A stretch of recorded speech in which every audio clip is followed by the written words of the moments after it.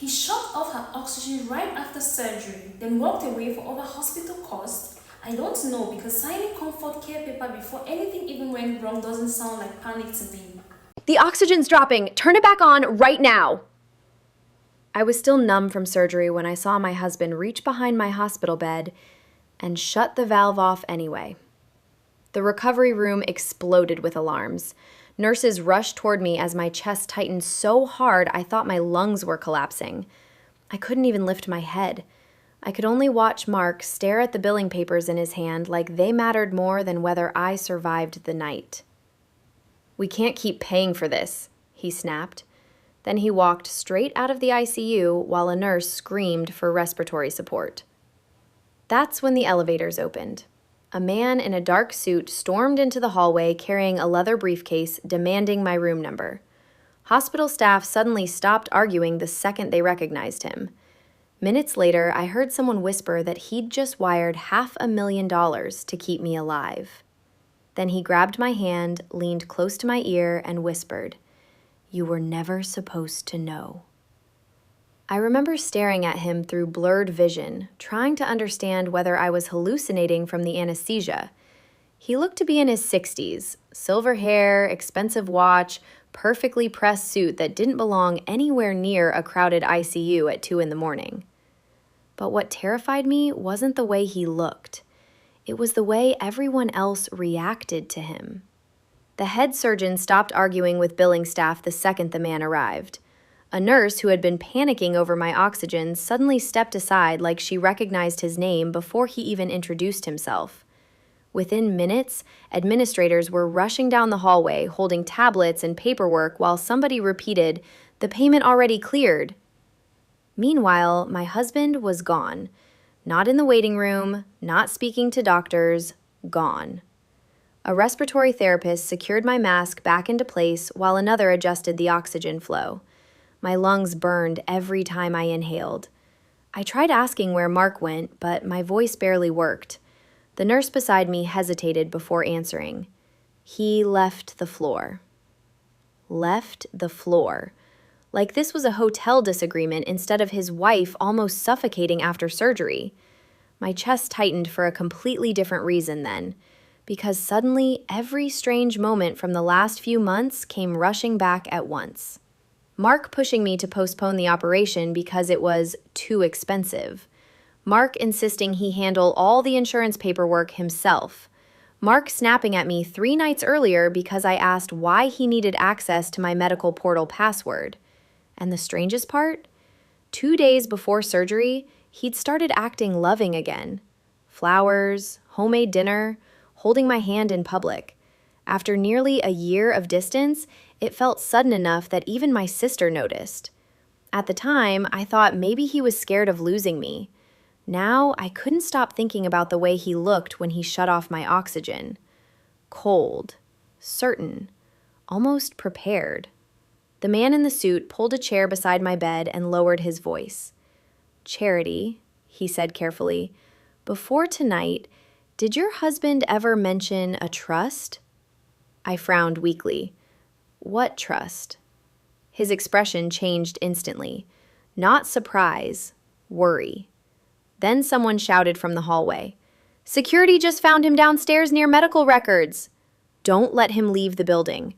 The words came from somewhere outside my room, followed by hurried footsteps echoing through the ICU hallway.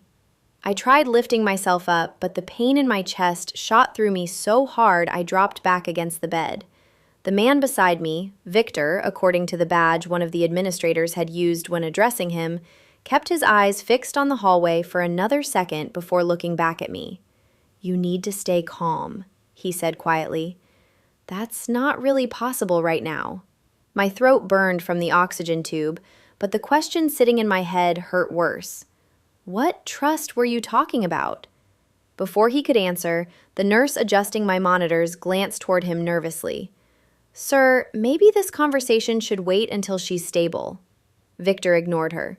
"Did Mark ever ask you to sign anything recently besides hospital paperwork?" The room suddenly felt colder. 3 days before surgery, Mark had walked into our bedroom carrying a stack of forms while I was heavily medicated from pre-op treatment. He told me insurance required updated signatures in case complications happened during surgery. At the time, I barely read them. "I signed some papers," I admitted slowly. "Why?" Victor exhaled through his nose like he just confirmed something he feared. Outside the room, 2 nurses were whispering near the station. One of them looked directly at me before saying under her breath, "I heard he asked whether removing oxygen counted as refusing treatment." My stomach dropped. "No," I whispered. "Mark wouldn't." But even as I said it, another memory surfaced. Last month, I'd walked into the kitchen and caught Mark quickly closing his laptop. I joked that he looked guilty, but instead of laughing, he got angry. Really angry. He accused me of spying on him, then apologized hours later with flowers and expensive takeout. At the time, I thought stress was making him act strange. Now, every moment felt different, calculated. Victor reached into his briefcase and carefully pulled out an old photograph. The edges were worn like he'd carried it for years. He placed it gently on my blanket. In the picture stood a younger version of my mother beside Victor, and between them was a little girl with curly hair and a birthday crown. Me. My pulse monitor started climbing again.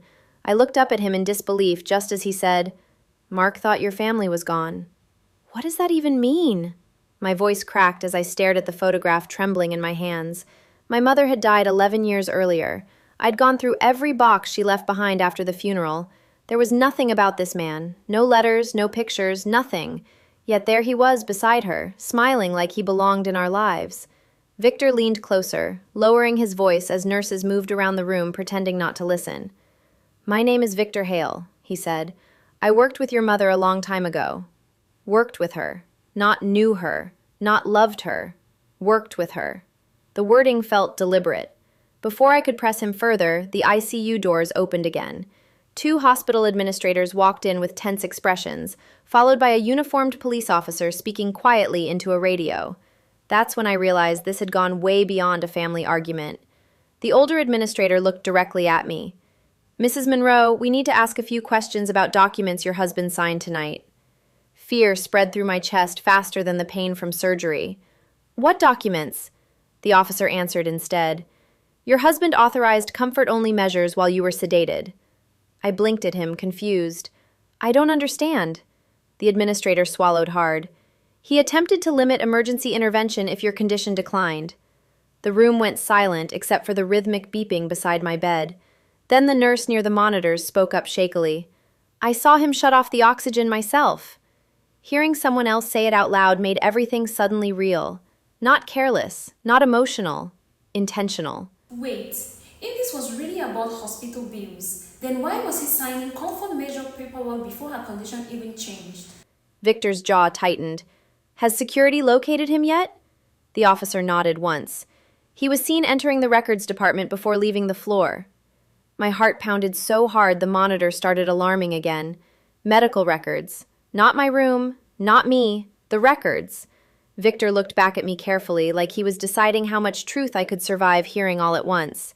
"Charity," he said quietly. "Mark believed your death would give him access to something extremely valuable." I stared at him in disbelief. "What are you talking about?" Victor held my gaze for a long moment before answering. "A trust your mother hid from everyone." Then another nurse rushed into the room, breathless. "Security just spotted your husband in the basement level," she said. "He's carrying files." "He took files?" The question barely left my mouth before Victor stood up so fast his chair scraped across the hospital floor. "What files?" he demanded. The nurse looked rattled. "They think they're medical records. Security tried stopping him near the elevators, but he headed toward the lower parking structure." The police officer immediately spoke into his radio. "Suspect is moving eastbound toward basement exit B." Everything around me suddenly felt unreal. Just hours earlier, I thought my biggest fear was surviving surgery. Now police were chasing my husband through a hospital parking garage while strangers discussed forged documents around my bed. Victor turned back toward me, lowering his voice again. "There are things you were never told about your family." I swallowed painfully. "Start talking." For a moment, he hesitated like he'd rehearsed this conversation 100 times and still didn't know how to begin. "Your mother worked for a pharmaceutical founder named Daniel Hale," he said. "Before she died, she placed company shares into a protected trust under your name." My head spun. "My mother was a receptionist." "She was far more involved than you realized." The monitor beside me beeped faster again. Victor continued carefully. "The trust was sealed for legal reasons. Nobody, not even you, could access it until your identity was fully verified through medical documentation tied to your birth records." That explained the paperwork, the insurance forms, the sudden urgency around signatures, and somehow Mark had found out. "He hacked into your email months ago," Victor said grimly. "We believe he intercepted legal correspondence connected to the trust review." My stomach twisted. Every late-night phone call Mark hid, every argument about passwords, every strange question about inheritance laws, it all fit together now in a way that made me sick. A detective entered the room holding a tablet. "We reviewed the ICU footage." Nobody spoke. The detective's expression hardened. "It clearly shows your husband disabling the oxygen valve himself." The words hit harder than I expected. Even after everything, some part of me had still wanted an explanation that made this less monstrous. There wasn't one. Victor stepped closer to my bed. "I was supposed to protect that trust until you learned the truth," he said quietly. I looked directly at him. "Why you?" I asked. "Who are you to me?" For the first time since arriving, his composure cracked completely. His eyes watered slightly as he opened his mouth to answer. Then police radios exploded across the hallway. "Suspect attempting to flee through East Garage exit." The hallway outside my ICU room erupted into movement. Officers rushed past the glass doors while radios crackled over each other. "Block the lower exit. He's heading toward the ramp. Stop him now." I lay frozen in bed, listening to the chaos, my pulse hammering against the monitor beside me. Victor didn't move. His eyes stayed locked on the doorway like he already knew this moment was coming. 10 minutes later, the detective returned. This time, his face told the story before he even spoke. "We got him." Relief hit me so suddenly I almost cried. But the detective wasn't finished. He had hospital files, forged authorization forms, and printed trust documents in his bag. He glanced toward Victor briefly. Forensics also found internet searches on his phone related to oxygen deprivation and inheritance processing after spousal death. The room went silent. Not one bad decision, not panic, planning, weeks of it. I closed my eyes as the weight of that settled over me. Mark hadn't shut off my oxygen because he was overwhelmed by medical bills. He believed my death would make him rich. The detective continued speaking, but parts blurred together after that. Fraud investigation, attempted homicide, forgery charges, search warrants. I barely heard any of it, because all I could think about was the moment Mark looked at me before leaving the room. There had been no hesitation in his face, no fear. He truly believed I wasn't supposed to survive the night. When the detective finally stepped out, the room became quiet again except for the soft hiss of oxygen flowing beside me. I looked at Victor. "You said you were supposed to protect the trust," I whispered. "Why?" His expression changed instantly, not guarded anymore, personal. He pulled the chair closer to my bed and sat down slowly. Then, finally, he told me the truth. "I'm your biological father, Charity." The words hit harder than the surgery pain ever could. I stared at him speechless while tears filled his eyes for the first time since he arrived. He explained everything carefully after that. Years ago, my mother became involved with him during a corporate scandal tied to his family's pharmaceutical company.